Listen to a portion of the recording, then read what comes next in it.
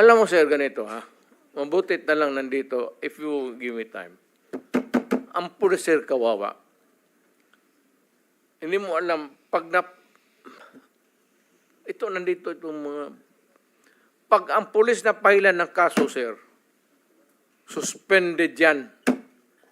Wala ng pagkain yan sa... The day that the suspension is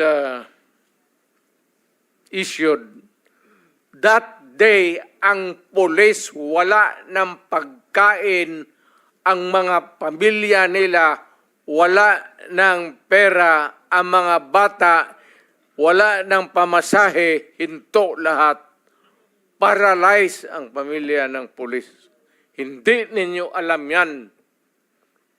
Kaya may kaibigan kayo ng pulis, tanungin ninyo.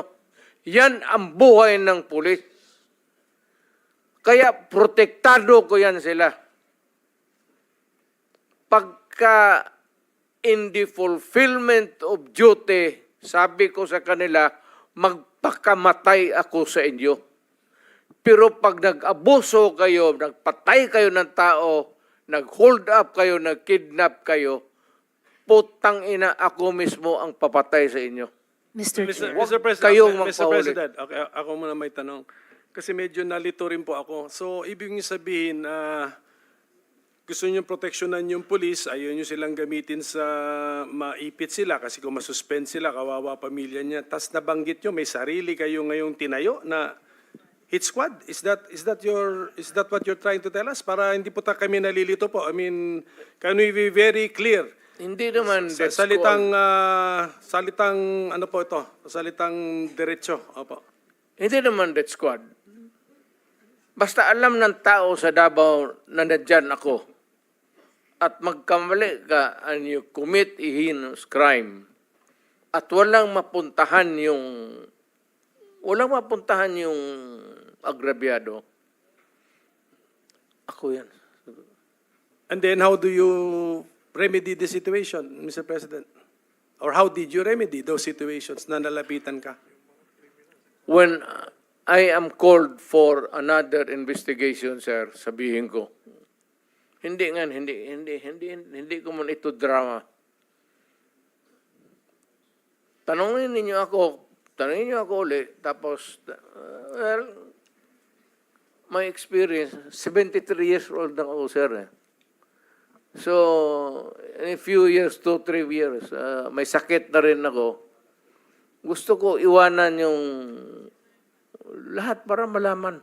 Thank you, Mr. President. Just one last statement. Last. Your Honor, I cannot help myself. No, excuse me. Senator Estrada has the floor. Merong intervention gusto rito. If you will permit Sige, it. okay. Okay, Senator Bato, go ahead. Yeah, I just would like to put on record na the statement of our resource person, Attorney Laila de Lima, na Davao, dinidisclaim niya palagi na Davao is not the safest place in the Philippines. So what does that make of all these awards that was received by Davao City? Not only the LG of Davao City, the Davao City Police Office, ay palaging Best City Police Office of the Year. Halos forever na eh. Kaya there came a point na yung Davao City Police Office ay hindi na sinasali sa best competition as far as unit performance is concerned dahil yung ibang mga syudad hindi na makakatanggap ng award dahil Davao City palagi na nanalo based on record yan sa Camp Crame. Ngayon, ako mismo, I'm from Davao.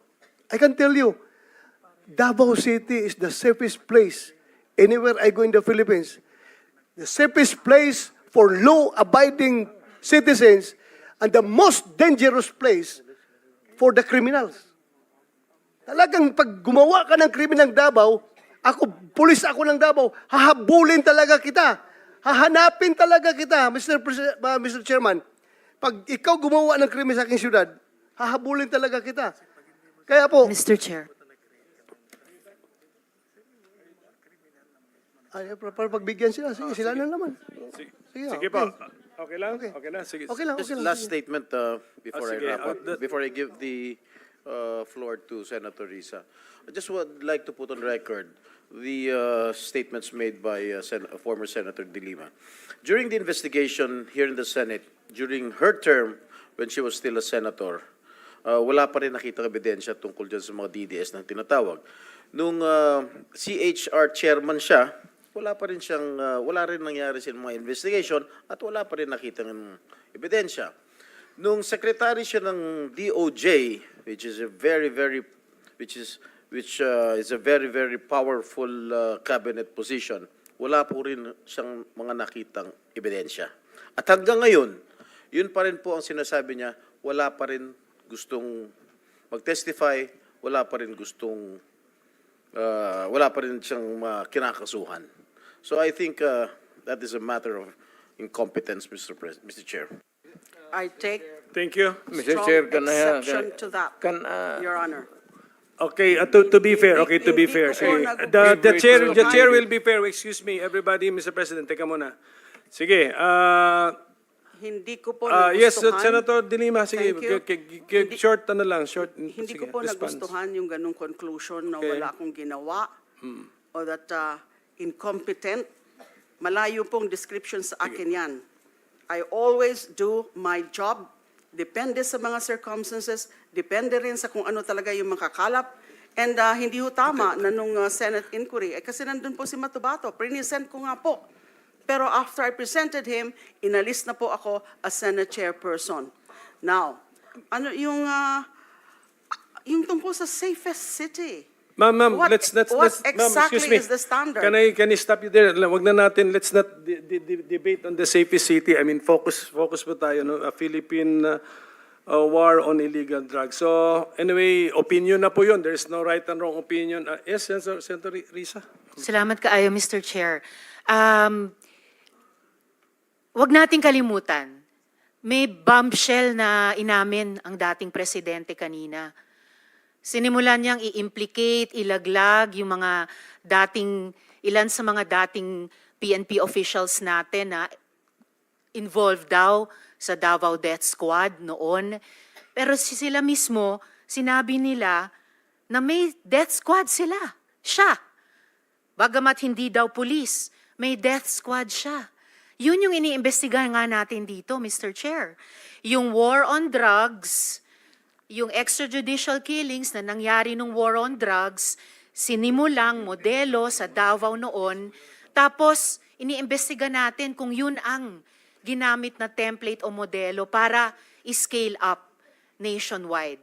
So, bombshell yung sinabi po ng dating presidente na meron na silang death squad, anuman ang pangalan yan, police o non-police ba yan, kasi it looks like what we are investigating now, yung ginamit na instrumento para sa war on drugs na nagbunga ng napakaraming extrajudicial killings. You are For the record, Mr. correct, ma'am. React, sir. Tama Chair. Thank you, ka talaga. Mr. Chair. Tama ka talaga. So, ganito na lang. Huwag na lang yung pulis. Kawawa yan, wala yung sa experience, Davao, ako. Imbestigahan ninyo ako. Set a date for an investigation para sa akin. Ako ang imbestigahan ninyo.